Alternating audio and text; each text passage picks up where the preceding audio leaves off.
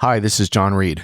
Continuing with my informal reading of Reaching the Informed B2B Buyer, a diginomica ebook that I wrote, we have chapter 1, just how informed is today's B2B buyer. This is one of my favorite chapters in the book, and when I read it, I think you'll see why.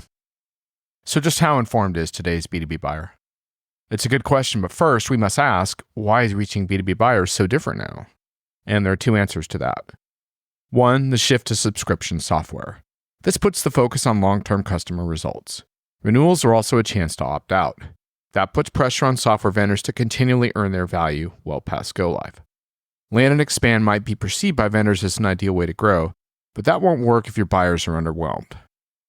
2, the emergence of the customer experience market.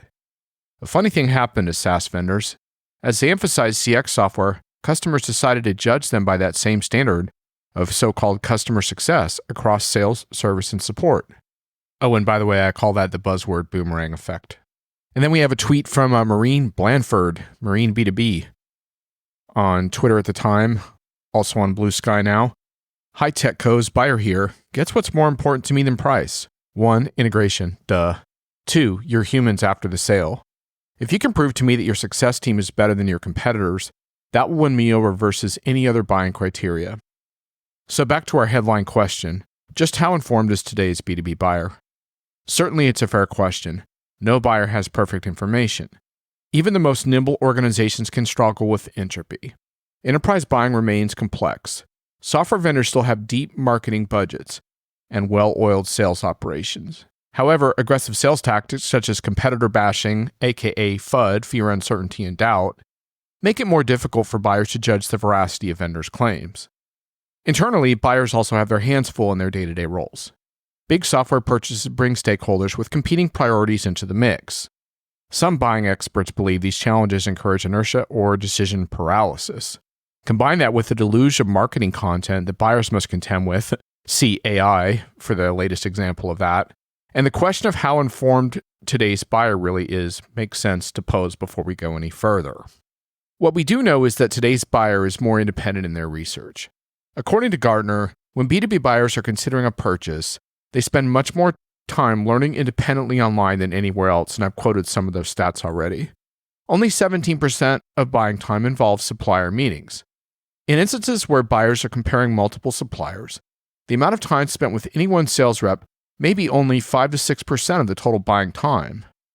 In research from Demand Gen Report, 1/3 of buyers said the length of their purchase cycle has increased significantly compared with 1 year ago, and we continue to see that with complex macroeconomic conditions. So what's causing that increase? 45% spend more time researching purchases. 45% use more sources to research and evaluate purchases. And 44% have more formal buying groups or committees to review purchases. Statistics on the growing independence of the enterprise buyer are plentiful. Here are just 2. 57% of the purchase decision is complete before a customer even calls the supplier. That's via corporate executive board. And 67% of the buyer's journey is now done digitally. Serious decisions. These are the types of figures that lead to phrases like the informed buyer, but it's not that simple. Hank Barnes, VP and distinguished analyst at Gartner, has challenged this concept with me, and we've had some spirited debates and discussions around it. He's written extensively on the problem of buying complexity, which you should check out on his blog. A big takeaway from his buying research, he worries that today's supposedly informed buyer is really struggling to digest an onslaught of data. B2B buying is usually committee-based, which means there could be up to 10 people or even more involved in the purchase decision. A consensus-driven approach is also a challenge to manage. Not only do buyers have to deal with an overwhelming amount of information as they do their research, but it is also gathered by different members of the buying committee who may be at odds with each other. In an interview with Diginomica, Barnes spoke about the low number of high-quality deals being reported. So how does Gartner define a high-quality deal? It's when the customer believes the purchase is meeting expectations. So I asked Hank Barnes for more about that. In one study, Barnes found that only 27% of the 1,464 enterprise buying decision makers surveyed met the criteria for a high-quality deal. In 2022, that number fell to 20%. Ouch. The most concerning post from Barnes Gartner data was this. In new research, many enterprise buyers resigned to failure, which is a heck of a headline. He raised the problem of buyer complacency. He found that even when the buying decision is highly rated, When the purchase is meeting expectations, the project might flatline anyway. As Barnes told me in a subsequent podcast, in this study, we dove in pretty hard into the idea of the biggest project people were on and what things they were facing. We saw that 46% of them fit into the group of, this is the biggest thing they were involved in, and it was still failing to meet expectations. But we also asked them, what was your feeling about the overall buying experience? And what was your satisfaction with the experience during the buying process with the lead vendor? And the percentages were like 90 to 92%, but they're falling. Then Barnes added bluntly, it's indicative of a culture of complacency.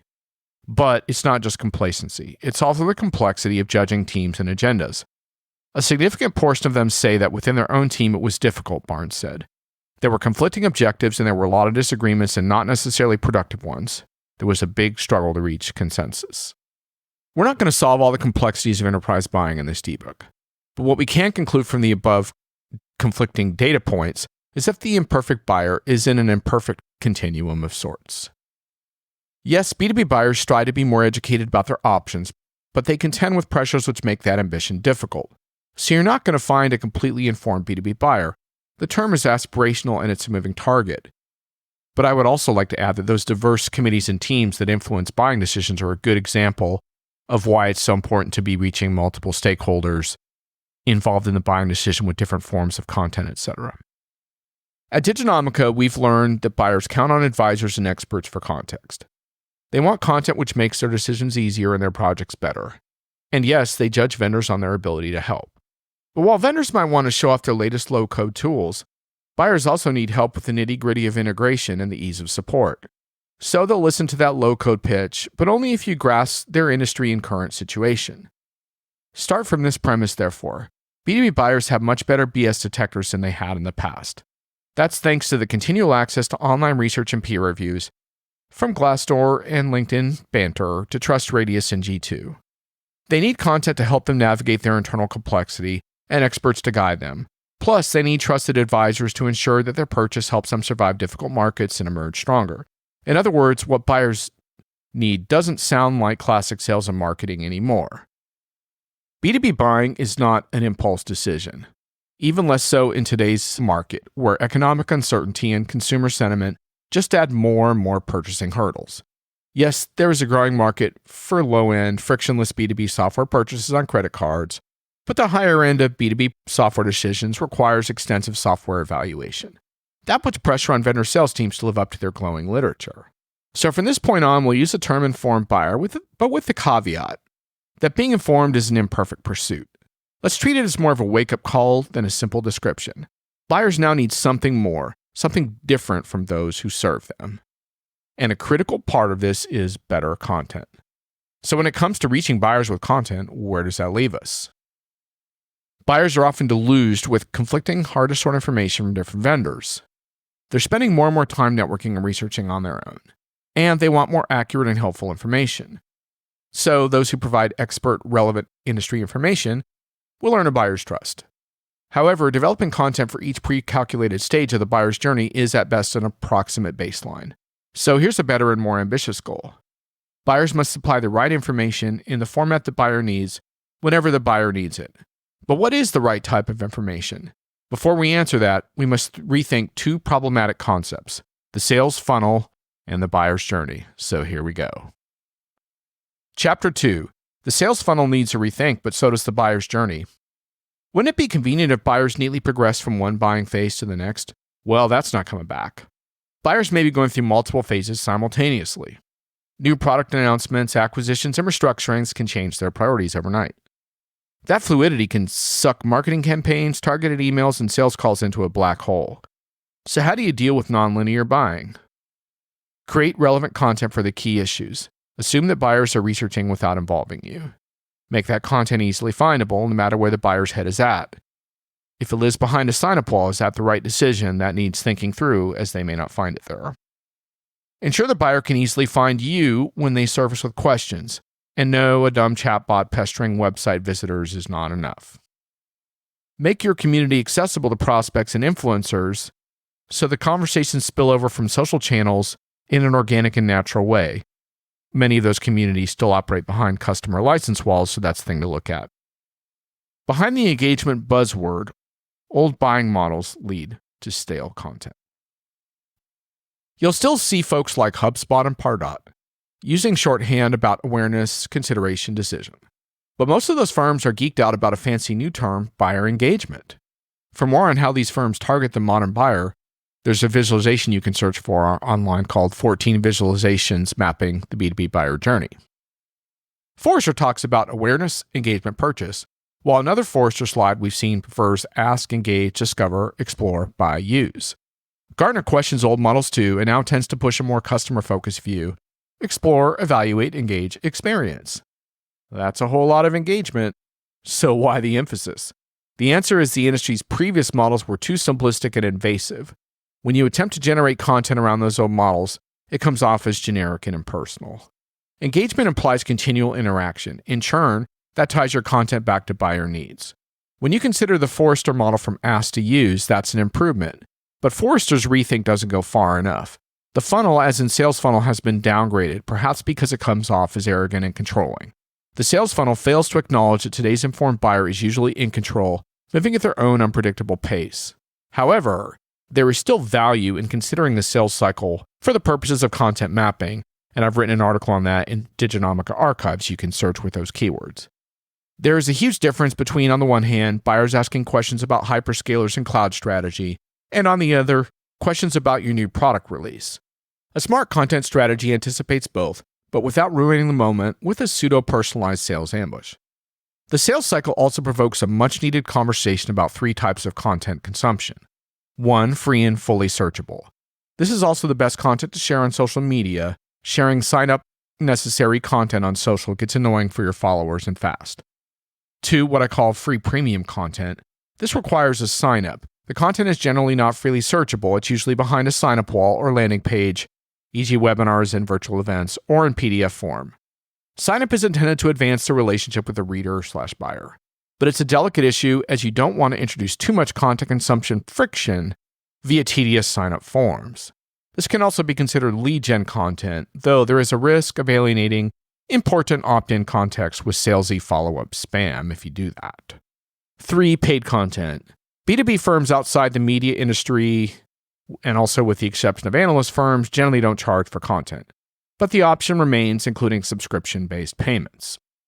At its best, engagement means that readers, especially buyers, are meaningfully interacting with you and your content and ideally sharing that content with their networks. But they'll only do that if you've earned their perception of value and credibility. We have to be careful about engagement, though. It really sounds like lovely stuff, but it isn't easy to nail down. Every time the term is used well, it's abused plenty more. Buyers do want to interact with you in new ways, but on their own terms. Yes, sometimes you can force the issue, but you better be personal and relevant when you do. Assuming that buyers only want to hear from salespeople during one window of opportunity is a mistake. By now, you can see that stats like 67% of the buyer's journey is done digitally, which we shared earlier, are too simplistic. Serious Decisions questions the conclusion that sales shouldn't get involved until we're halfway through the buying cycle. They challenge marketers to work with sales differently. They say, it is true that the standard is now higher for sales to add value to the conversation because so much information can be found online. Marketers, your mission is to help sellers get engaged early with customers and prospects by supporting them with enablement in the form of messages, content, and other tools. Subscription software means the deal is never done, and neither is the content. Trust must be re-earned continually. Subscription software has rendered go-live a formality and put the spotlight on post-sales retention, as I noted. We're starting to see more content maps with models like Tony Zambito's, and I'll summarize a little bit of it here. He charts out initiative, research, assess, decision, implement, support, renewal in his buying experience, the 7 phases of the buyer's journey. It's easy to see how this model necessitates a different mindset for marketing and sales and content that is required to support these phases, but something is still lacking. Models like these miss 2 vital points. I've hit on this one before, but buyers aren't always buying. What are they doing? They're always learning. Today's informed buyers get better at their jobs by building networks of expertise inside and outside company walls. So earned buyer relevance or risks being excluded from future purchases and renewals. That doesn't fit into a phase like awareness. Network building is continuous.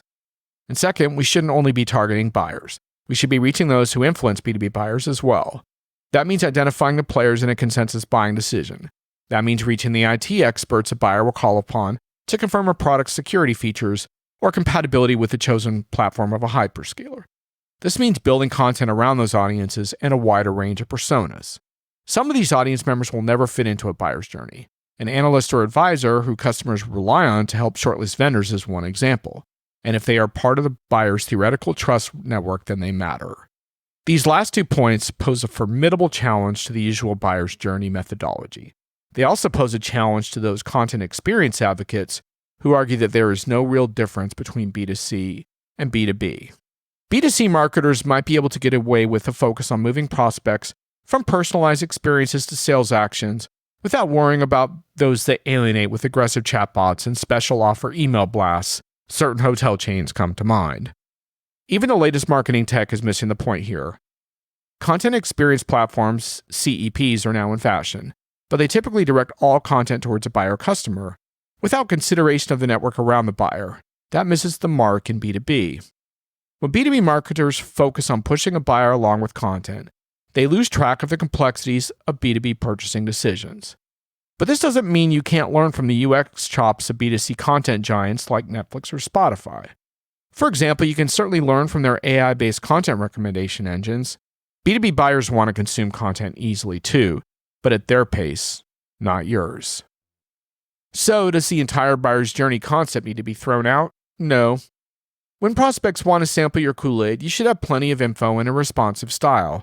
Vendor trust gets exposed by its weakest link or its most unpleasant point of contact. To serve the modern B2B buyer, you should be thinking about buyers' communities or buyers' networks. That raises fresh questions.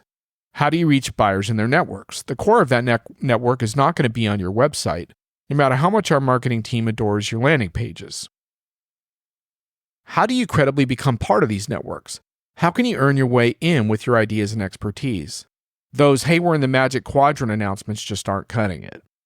How do you create content that is relevant in these networks, given that buyers' BS detectors are on high alert and branded content is often unwelcome? How do you figure out the attribution issues that allow you to track content engagement into the lead gen process? And how do you determine the right ways to reach out to experts and influencers while avoiding the wrong ones? So, looking ahead, how do you reconcile what we're advocating with all the hype around personalized content experiences, potentially with the help of intelligent tools, including AI? Well, we're going to get there in the upcoming sections. So I hope you enjoyed this content, and as we get further into the book, we'll get to all of that.